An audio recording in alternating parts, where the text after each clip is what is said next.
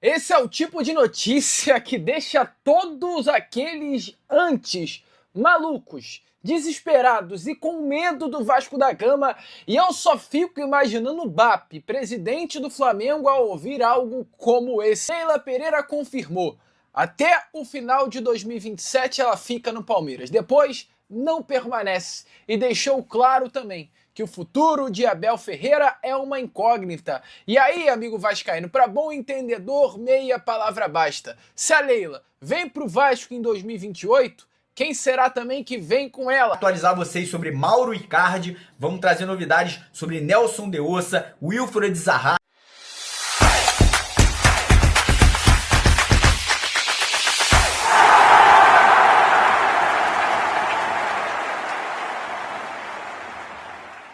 E ontem, a Leila Pereira, ela participou de um evento de homenagens ao Abel Ferreira, o atual técnico do Palmeiras. E a Leila Pereira, nesse evento, ela falou muita coisa. E uma das coisas foi relacionadas à situação envolvendo o término do mandato dela. É importante lembrar que a Leila Pereira só tem mandato com o Palmeiras até o final do ano que vem. A partir do início de 2028, a Leila Pereira está livre para fechar com o Vasco, ir para qualquer lugar, ter uma outra oportunidade profissional. 1º de janeiro de 2028 ela não é mais a presidente do Palmeiras. E aí, automaticamente, surge o desejo da torcida e a especulação. A Leila Pereira, saindo do Palmeiras, qual será o futuro dela? Vai tentar seguir no Palmeiras trabalhando internamente como uma profissional do clube? E ela ontem bateu o martelo e deixou claro que após o mandato ela não vai seguir. Não vai tentar seguir no Palmeiras de forma alguma. Dá uma olhada aí. Exatamente, eu não vou mexer com isso. Eu não vou mexer. O contrato que o Abel tem conosco até dezembro de 27. Meu mandato também termina em dezembro de 27. Eu não vou mexer com isso. Ano que vem nós vamos pensar, né, na sucessão. Então, o candidato que for apoiado pela situação, né, por nós, e aí ele precisa tratar, né, ele vai tratar do futuro, mas o que eu vejo o Palmeiras, claro, né? A gente preparou o Palmeiras para o futuro, mas ninguém é eterno. Então, o meu mandato termina em 27, o contrato do Abel termina em 27, aí o próximo presidente conversa com ele para ver se ele tem interesse em continuar. Então, aí eu passo a bola para o próximo presidente. Okay? Eu passo a bola para o próximo presidente. Ela falou sobre o assunto Abel e é um assunto que eu quero falar aqui com vocês. Mas só um grande elogio à figura da Leila Pereira. A Leila é uma profissional muito boa. E se há uma gestora que eu gostaria muito de ter no Vasco, essa gestora se chama Leila Pereira. E nessas palavras que ela trouxe, ela confirma que não vai permanecer no clube após o término do mandato, mas ela também fala sobre o Abel. E a Leila foi alguém que fez o Abel Ferreira se tornar, né, o melhor técnico hoje do futebol brasileiro, com muitas conquistas à frente do Palmeiras. É uma relação muito boa entre Leila e Abel Ferreira. E a Leila ela coloca o contrato com o Abel apenas até o final do ano que vem. A Leila sai do Palmeiras e o Abel sai do Palmeiras. E só para você entender um pouquinho como é essa relação entre Leila e Abel, o Abel, nesse evento onde recebeu muitas homenagens, falou sobre o grande motivo da continuidade dele no Palmeiras durante todo esse período. E ele deixou claro que o motivo dá para se definir em 2 palavras. E as palavras são Leila Pereira. Muito direto. O que me faz e que me fez continuar no Palmeiras é a nossa diretoria e a nossa presidente. Tenho a certeza absoluta disso. Dificilmente, a não ser em clubes como o City, onde o Guardiola decidiu por sair, em clubes como o Liverpool, onde o Klopp decidiu depois sair, mas já depois de estar, estamos a falar, 7 ou 8 anos seguidos, é muito difícil tu hoje conseguires encontrar um clube onde tenham presidentes que pensem da forma que a nossa presidente pensa. É raro, está a ficar escasso. Porque o que nós assistimos hoje muitas vezes é o treinador cada vez menos tem um papel naquilo que é não só a gestão do elenco, não só a visão daquilo que é a parte desportiva dos clubes, cada vez menos os treinadores têm essa influência. Cada vez mais se vê o treinador só, tens estes jogadores, é com estes jogadores que tu vais treinar, é com estes jogadores que tu vais competir, não vamos mais longe. Então vamos lá, atualizações. Situação do Deossa segue aí, cara, diria pra vocês que praticamente resolvida, né? Pelo que a gente soube, apenas questões jurídicas, burocráticas ali, contratuais, separam a chegada do jogador ao Brasil, a chegada do atleta ao Rio de Janeiro, né? Ele que treinou ontem com o elenco do Real Betis lá na Alemanha, né? Todos do Real Betis estão conscientes da negociação, da vinda dele para o Vasco, e pelo que soubemos são apenas questões mesmo contratuais, né? Por exemplo, que o Vasco vai arcar com a totalidade do salário do Deossa, que é de 190 mil euros ali, quase R$1 milhão.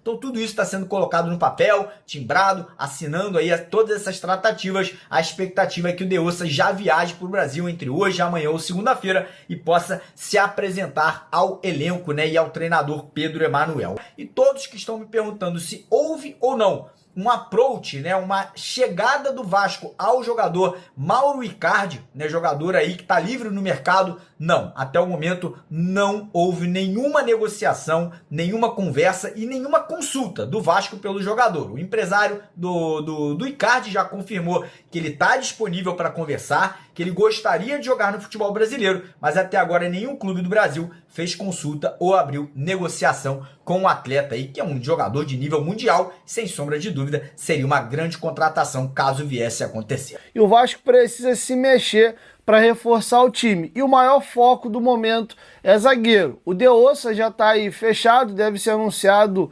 nas próximas horas, daqui para o final de semana, e o Vasco está no foco agora do zagueiro de perna direita. E nós temos 5 nomes confirmados aí. Tinha vazado já o nome do Diego Carlos, agora nós temos mais 4 nomes para trazer para vocês. Inclusive, ontem à noite ainda, o companheiro Vene Casagrande apurou e confirmou que o Vasco de fato consultou a situação do Diego Carlos, ouviu do Fenerbahçe ali, que o jogador foi comprado por 10 milhões de euros, tem mais de 2 anos de contrato, que não empresta. Se quiser, tem que comprar. Ele fez uma boa temporada pelo Como da primeira divisão italiana. O próprio Como tem interesse em ficar com o jogador se o Fenerbahçe reduzir as cifras, então ele ainda desperta interesse europeu. Então não é uma negociação simples, tá? Mas de fato, o Vasco sondou o Diego Carlos junto ao Fenerbahçe para entender a situação. Beleza? Os companheiros da Itatiaia trouxeram com exclusividade a informação de que o Vasco voltou à carga no zagueiro Joaquim. Lembra do Joaquim? Jogava no Santos, foi vendido para o Tigres do México em 2024 por mais de 40 milhões de reais. Desde que ele chegou no México, ele é titular, inclusive marcou o gol do Tigre contra a equipe do Toluca na final na Champions da CONCACAF.